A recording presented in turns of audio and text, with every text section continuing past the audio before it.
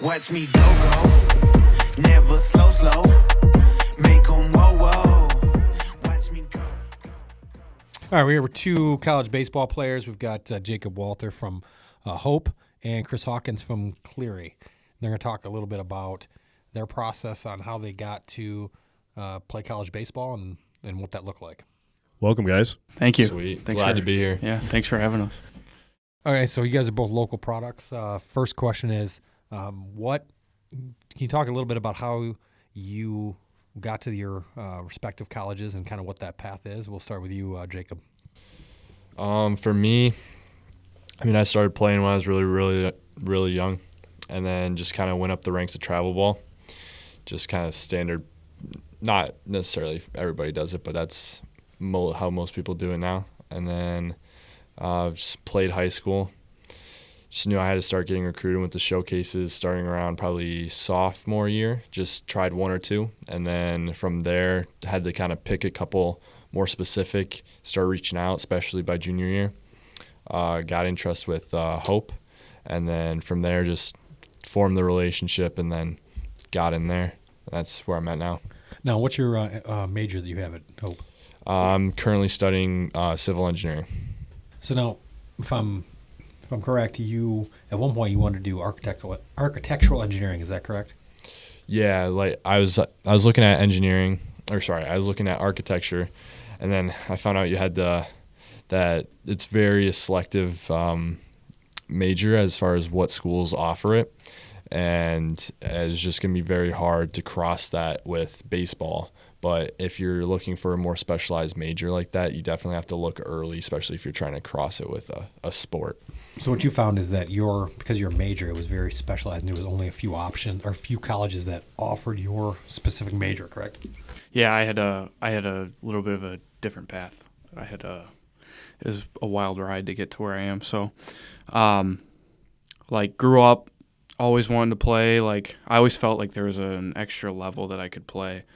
That I felt I was capped out at wherever I was playing, and I felt like I had to make the jump to the next level. It all started like in Little League. I always wanted to play travel ball, but I had coaches telling me like, "Oh, you're not good enough to go play at on that kind of team or wherever that was." So, and then I just kept progressing until I got to high school, and like a big confidence boost for me was being able to play varsity my freshman year, and that was like taught me like, okay, I can play at a higher level than what my age slates at, So, and then as the years went on, COVID really hit, and I always had confidence issues going into showcase events. Like, I always felt like the PBR events and the big Division I camps, I always felt like I didn't really develop it in my body until probably senior year of high school. So I was like 5'8", a little stocky my early years of high school.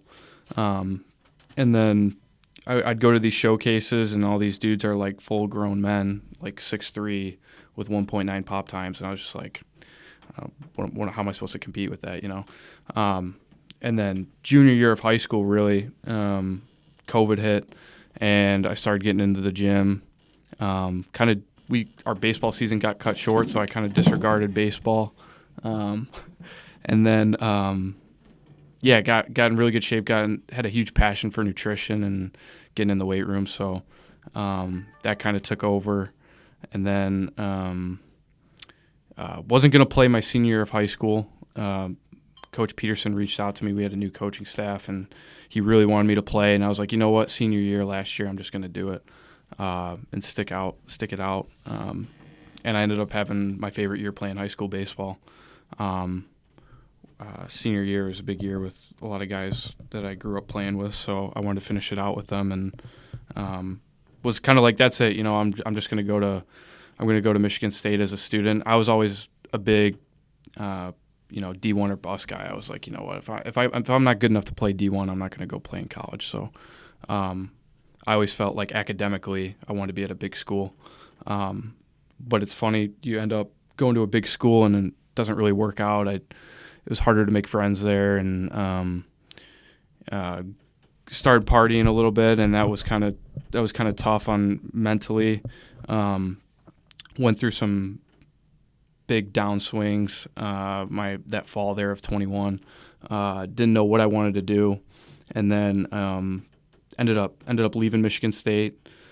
And all my friends kind of looked at me like, like, what are you doing? They're like, what are you going to do with your life? Like, you're leaving college. And that was kind of the moment I was like, probably my lowest that winter. I was like, I don't know what I'm supposed to do. Like, everything was so cookie cutter growing up. And then you get to the spot where you think you're supposed to be, and it's not how it is. And that's where I kind of really turned to my faith and just kind of really having faith in God and that I was going to end up in the right position. And I was like, okay, first thing I need to do is really focus on, okay, what is something that can keep me occupied and something I enjoy. So I figured getting back into baseball. So I got back into baseball by coaching. Was JV coach for Walled Lake Western that year, that spring, and that kind of opened up avenues. I remember Coach Walther. I remember my dad telling me he came out to a game one day and he was like talking to me after the game. I was coaching. We were at South Line East. He's like, yeah, I was talking to Coach Walther, and he was like, yeah, you should reach out to him about playing in college because they're running a little thing there and with complete sports training, and they're trying to get guys to play in college, and they think it would be a good fit for you. So that kind of opened up my ideas. Like, whoa, like I can play in college. And at that point, I was desperate for anything, so I didn't care what size school it was. I didn't care where. I was like, I'd just get me back on track playing baseball. So, got to. We met with each other and kind of broke it down and what were my goals and what kind of school I wanted to be at or whatever. And I was super nervous because I was like, I don't know what fit would be right for me. I didn't know what place would be accepting me, taking a year off baseball. And then Cleary, you guys mentioned Cleary right away, and I looked it up and I saw it was a business school within 30 minutes of the house. The coach was a D1 coach, and they're on the up, and I was like, that's exactly where I want to be. So, so one of the things that you did that is you mentioned like in junior, senior year, you worked on your body and your nutrition. When you came back from college and kind of restarted, you focused in on that, and you got back in the weight room again and added even more mass. You became more powerful. And one of the things when I remember the Cleary coach came out and saw it and said, "Hey, he's pretty strong kid." Yeah. I knew I caught his attention right when he came up to me, and he was like, "Oh, you're bigger than we thought you were." And I was like, "Oh, yeah." I was like, I should be fine as long as I show good mechanics here. But yeah, I'd stayed in the weight room for a good amount of time, even when I was at Michigan State. But I didn't really like the thing. There's a difference between lifting and then training to be an athlete, and I didn't understand that. So I actually, my senior year, even though I was in really good shape, I thought that was the worst I've been athletically in the last 3-4 years. My catching was the worst it had been in my high school career my senior year. I think that was me growing into my body. Lifting a lot and not doing a lot of mobility work made me like really stiff behind the plate. I struggled to block the ball my senior year. I couldn't believe it because that was one of my strong suits growing up. And then when I came in here with Russ that summer trying to get recruited, we focused a lot on mobility work and doing those sorts of things. And even when I got to Cleary, to go back on it, when I was getting recruited, it was kind of it was super late in the process. I mean, it was like late July, and I had never even heard of the school before. And when he came out, when Coach Hoogerheide at Cleary came out to watch me, it was it was kind of like, oh, we like what we see or whatever. And then he didn't contact me for the next 3 weeks. And I was like, oh, well, there goes my shot. They don't want me. And so I remember talking with you, and you were like, hey, you just got to reach out to them and start the initiative. So I just started texting him. I was like, hey, I'd love to come on a visit. He had mentioned coming in on a visit, but he wasn't he wasn't starting the process with me very quickly. Yeah. And so I just kind of took the initiative. I saw they were like, oh yeah, Coach Mack, he's not on campus. He's out recruiting out of state. So I was like, okay. And then I saw there was a tournament up at Cleary, and I was like, okay, if there's a tournament there, there's got to be some sort of coaches there. So I just drove out there one day and sat in the stands, and I texted Hoogerheide and said, hey, I'm here watching games or whatever. And he goes, oh, really? So he comes out and he's like, here, let me take you on a visit. I was like, well, we could have done that 2 weeks ago. I've talked with that stuff about him now. We joke about it now, but yeah. And then when I came in last year, my freshman season fall, I was super raw compared to, you come in and you got guys who've played Division I sitting behind the plate as a senior, and it's like I learned a ton, but I was super raw, I was super nervous. So You're Jacob. Now, talk about you getting in the weight room. I know that when you got to Hope, you really had a regimented plan that they put together for you, and that was something that I think helped your development. Correct? Yeah. In high school, I wasn't probably as big a gym rat as Chris was. But I knew during the recruiting process, I knew that the gym was going to be a make or break kind of thing, especially if you want to play or sustain yourself at the next level. And so I started to get into that my junior and senior year.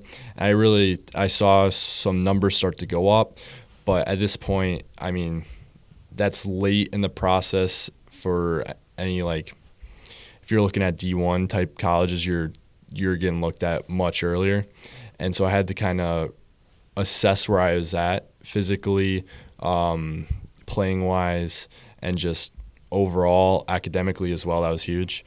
But once you got into Hope, it just became much more apparent just how prevalent it was. Like, I knew it was going to be important, but it's extremely important.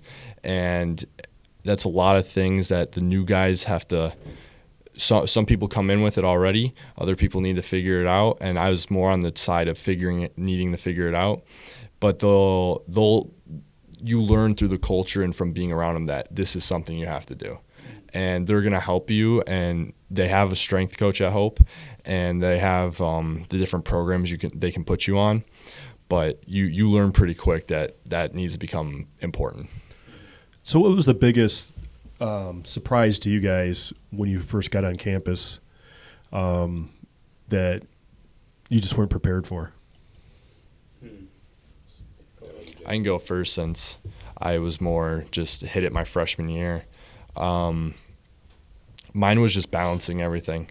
It was really tough to I'm big academically. I have up until yesterday had a 4.0 rockin', but so that was huge for me, just learning how to keep your grades up, how to do all that, while also figuring out where you fit in the baseball, what sort of role baseball is going to take in your life at the college level, and how much time. And that was one thing I learned through the complete sports training, like the fall when you win in scrimmage college teams, just how long those days are.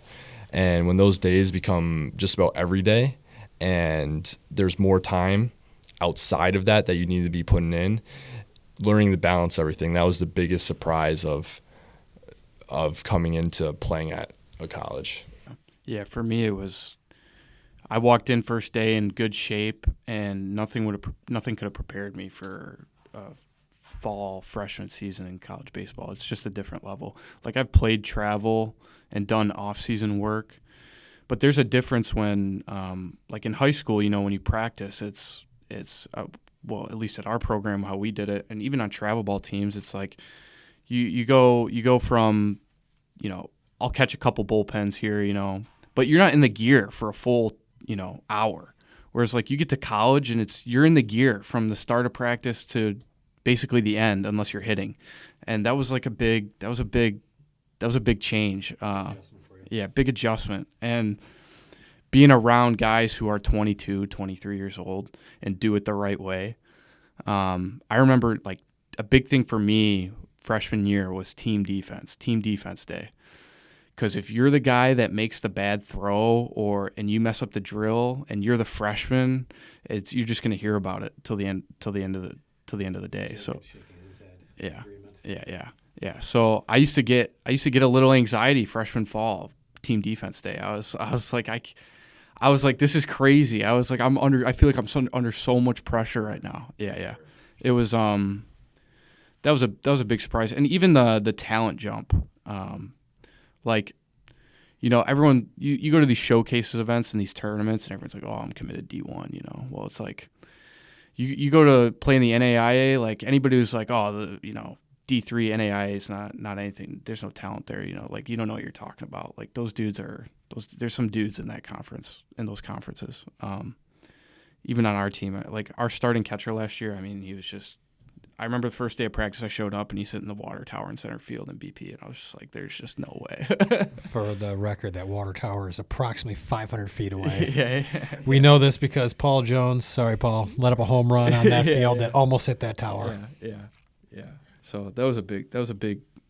So let me ask you this: then, what point freshman year did you feel accepted by the team? That you finally felt they're accepting you? I don't know if there's a specific moment. I know for me, it kind of took me a little bit longer to get acclimated to the team culture, the team atmosphere, and how it's going to be in college. There's a big adjustment into fitting in with guys that are better than you and fitting in with being the small freshman coming in, like you were just saying. How tall are you? You're 6 what? 6'2". Okay. So when you came in the freshman year, you know, in that first year, how much weight did you put on that first year to sit in the weight room? Over the course of that senior summer to freshman fall kind of period, probably 10, 15 pounds at least. So when you came in and, you know, you were hitting the weight room, you were probably squatting how much? It was probably only like 250. And your starting catcher was squatting how much?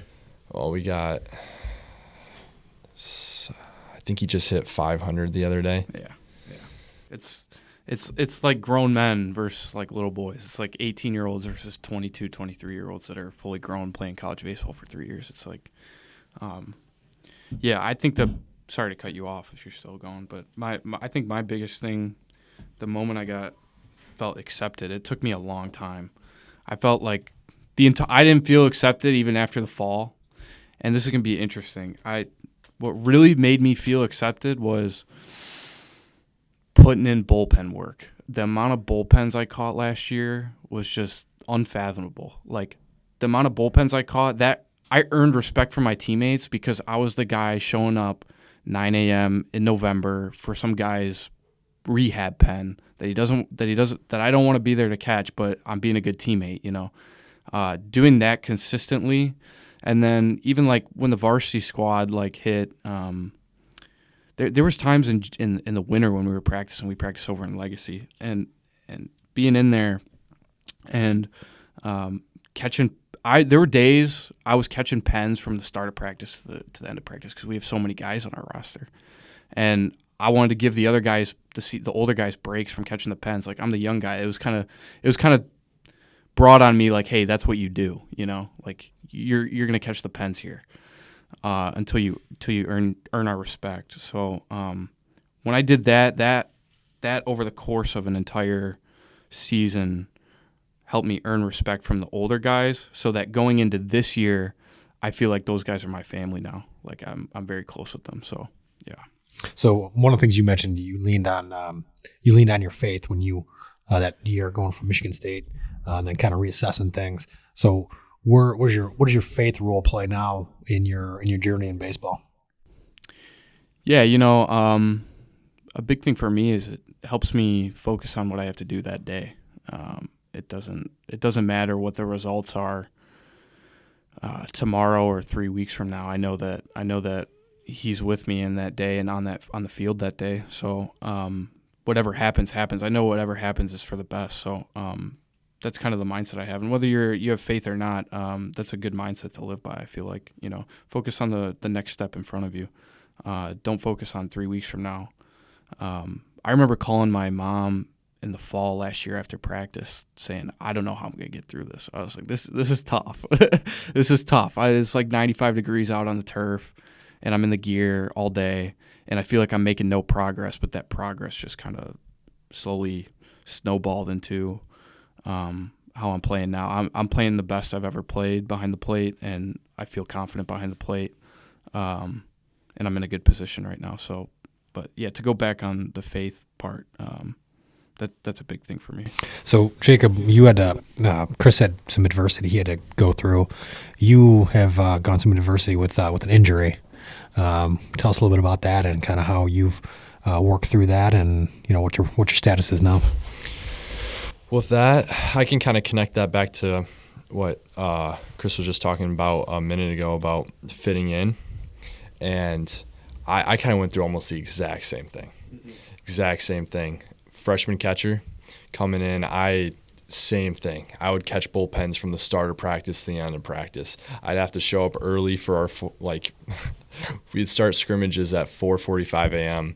in the winter, but you got to be there early to start, because that's when you start. You got to be there to warm up the pitcher that's going to be starting off that first inning, and showing up each and every day, that just builds that respect with everybody around you, and that's. And then, like he said, they become your family, they become your guys, and that's when you start to feel like you fit in.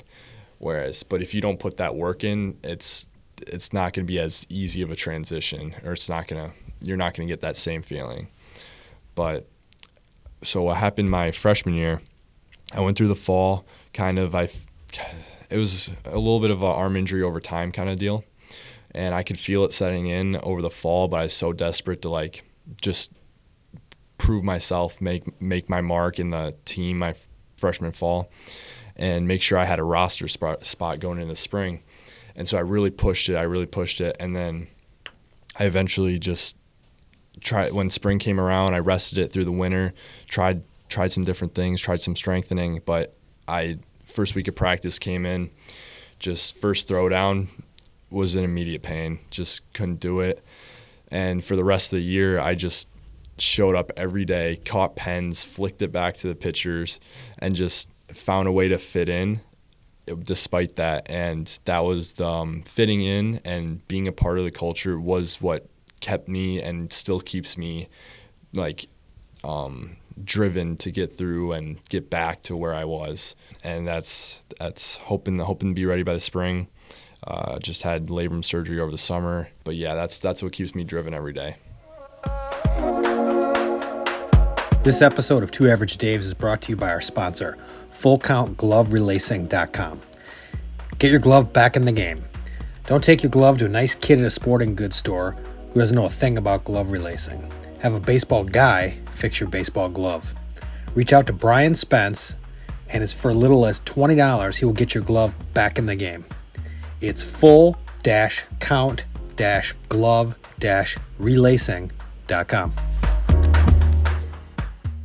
For any high school kid who might be listening and kind of wondering what it is like to play in college, take us through a typical a week during the season. What a week might look like for you guys. So in the fall, for us at least, it's because that's really our evaluation period. That's where depth chart spots are won. Our coach always talks about you can come in the winter, but you're really going to have to wow us to change our mind on you a little bit, because I don't know about the NCAA rules and stuff about fall seasons, but we're from September 1st to October 28th, and then it's January 9th to, we got 5-6 weeks until we're leaving. So it's really tough indoors, especially to change their mind. But I'd say in the fall, maybe you can add on about the spring, but the fall, we're lifting, we don't do 6 a.m. lifts at Cleary because we have so many guys in our class schedule, it just works out. They kind of build our class schedules around it, and we kind of get the block of practice for baseball in the middle of the day. But we'll lift. There'll usually be 2 or 3 groups, 9 a.m., 10 a.m. or something like that. And then, you lift, you go get food, and you're going straight to practice. And we run close to a 3-hour practice. And, in between there, however it works with your schedule, you're doing class before and after all that. And then by the time you get back to your room, you're just exhausted, and you either got to do homework or you got to go to class, or So in the fall it can be tough, and then we'll occasionally have game days. Game days are a little different. Game days are we kind of get to the field about 2 hours early and go through on-field BP and all that kind of stuff. I really like college game day because you have so much time to prepare, and you have it kind of feels more like a pro setup than high school. You know what I mean? But yeah, that's kind of like fall. But I don't know if you want to add on what is different like in the spring. Yeah, I mean, our fall is a little bit different, so I'll just touch on that first. But we normally, at least this past fall, we have a little bit of flexibility as when we lift and whatnot based around class schedules. But a lot of people schedule at least at Hope, we schedule our classes where we're from 8 a.m. to around 3 p.m. That's our class block in there. You kind of fit all of your classes in there. And then you'll lift in the morning before your 8 a.m. class at 6 or 7, sometimes even 5. We have team lifts a couple times a week.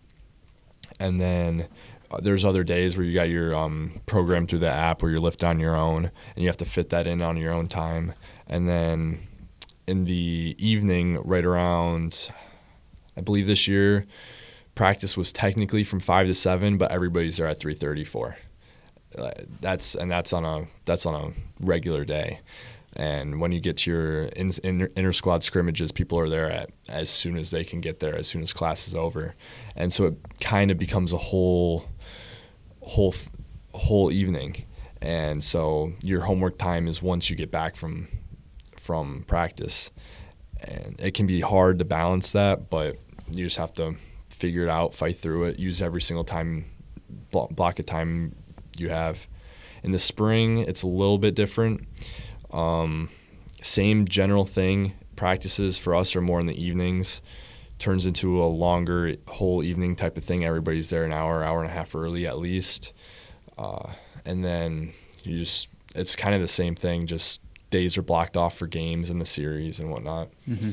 And that's kind of how our structure is. Yeah. We like the lifting portion of it in the spring, we go through a much more of a mobility style deload with our lifting program in the spring. It's more of a keep you healthy kind of thing through the spring. And we're making our big gains from November to December into January. So that's how lifting schedule kind of differs. The fall, I will say this year in the fall, we were kind of lifting pretty heavy early in the fall with practice, and that was tough on a lot of guys, but I'm thankful for it because I think it has some merit as to keeping guys healthy and athletic through the season. So it kind of gets you through you almost look at it like if you hear an NFL coach talk about spring training, those guys getting their hits in early in spring training, just to it gets them prepared for the season. So it kind of feels like that, but yeah. So now you guys are now part of the team. You guys feel like you're part of the team. So give me like a PG-13 story that something camaraderie rise with your teammates. Either a prank or something that has gone on with the team. Man, that's tough. I'm gonna think about that to make a PG-13 or to figure out which story. For me, it's to make it PG-13. A little bit of that, but I guess we got one. It's just the classic, just tell the freshmen to dress up for the Christmas party, and everybody else is there in PJs, have a little Christmas party, and we just did that. That's a fun thing. We do a little bit of kind of almost like a formal type thing, where just get a venue, cater some food, and it's always a fun night. But just kind of some events like that to bring the team all together outside of baseball is always a fun thing. And you're seeing them day in, day out, especially at more of a smaller college. See a teammate here and there just walking in between classes, say what's up. And there's lots of opportunities to get to know each other and really create those relationships. But it's always nice to have those set events. Yeah, we there's a couple things for me. The big one is dinner time at night when we go to the cafeteria and everybody's eating dinner. It's not really a specific story, but those eating dinner at night with the team is some of the best memories I'll have that I've had over the last 2 years. Just like you get all the personalities and everybody's telling their stories and it's fun. But So all those stories, you can't tell us any of those? it'd be tough. Yeah, for sure. Oh, Yeah. shit. Yeah, I can't think of anything off the top of my head, but yeah. So how do you pass the bus ride boredom for away games? I mean, I normally take a nap. That's kind of my thing. That does not surprise me. I just listen to music, you know. It was a funny story. One of our assistant coaches, Nick Olson, I remember he's like he's a pretty cool coach. He's a younger guy, but he played at Cleary. He's a really, really great coach. And we were on the way there. Is that the guy with the beard? Yeah. And he's a character for sure, but he's got high energy and Played him in the fall. He was constantly from first pitch of the first game. He was in the entire game. yeah. Oh yeah. He did not stop. Oh yeah. He brings the energy. Yeah. He's our gas tank. If we didn't have him, So now he's on the. He was a player just recently, Yep. as of like a year or two ago, right? 2 years ago, and then he became. He kind of really focuses primarily with the infielders. I really like how he explains stuff to players and brings the energy out of players because the players relate with him. So But he's he's a tough coach though. He's tough. He's constantly talking, but he's every pitch he's like, hey, ground ball hard, you're on the left. He's constantly communicating. That stuck out to us in the fall, just playing him one game. But he's constantly communicating with his fielders, with his pitchers, encouraging them. Yeah. Because a lot of times, I go to some of these baseball games and the team is like dead silent. Oh yeah. And that he's definitely an energy guy, but it's good energy. Yeah, he's a tough coach though. I mean, he coaches basketball too at Howell High School, and he runs us. I could not believe the amount of conditioning we do, but it's better. It's good for us. But we do a lot of running, and he runs it. So, but yeah, he's a great coach. Brings the best out of players. But sorry, what was the question again? To revert back to it, It was just how do you pass the bus ride boredom? Yeah. in the away Sorry. games? Yeah, we were in the bus with him one day, and he's playing the music, and I'm just like, what is this guy like? I don't know if you know who Leo Sawyer is. Like, the song "You Make Me Feel Like Dancing." Like, it's like a '70s song. He's like playing this, blasting, and I'm like, are you serious? I was like, this is what you listen to, but no, but I just listen to music, and he played that, but I had a good laugh out of that. You guys are both catchers, have been catchers, and typically the catcher's a leader on the team. So, what is that? Do you consider yourselves leaders on your current team, and outside of yourselves, who are the leaders on your respective teams? I mean, I wouldn't consider myself a leader just yet. I mean, I have yet to see the field really. I've been injured my only spring I've played, and both falls actually. But I'd say it's definitely important as a catcher to be a leader. You're not going to be the only leader on the field. I'd say one thing that's like not unique, but like just more apparent in the college system is just how compartmentalized things can be. Pitchers are with pitchers, your outfielders are with outfielders, your infielders are with themselves, and catchers are also with themselves. And I think it's important for the catcher to connect the different groups when you're doing team defense and calling out plays and whatnot. But I'd say each kind of group tends to have their own go-to guy a little bit. Sure. And it's all of them working together to just really pull the team together and just keep everything coordinated and keep people accountable in their different groups. And I'd say that's really kind of the system that the way things kind of turn out to be. Mm-hmm. Yeah, for me it was I came into the fall and Coach Olson kind of had a talk with me, and he was like, hey, you want to make an impact, be vocal, because we need more vocal guys. So I came in already having that respect from the year prior, and I was a little more vocal on the field. I was always we do base running every day to start practice after our warm up, and I'm always running base running, like leading it. And the funny part about that is I don't run the bases. You know, I'm a slow guy. So so one of my teammates pointed that out to me. But just being I've been more vocal this fall, and that's kind of even helped me earn more respect especially with the new guys like the transfers and those sorts of things. I'd say the big thing though is the seniors. We have a few seniors. Coach Olson was telling me, he's like, hey, like think about this guy. You know, does he play every single day in the lineup? No, but people respect him because of the work he puts in. So be like that guy.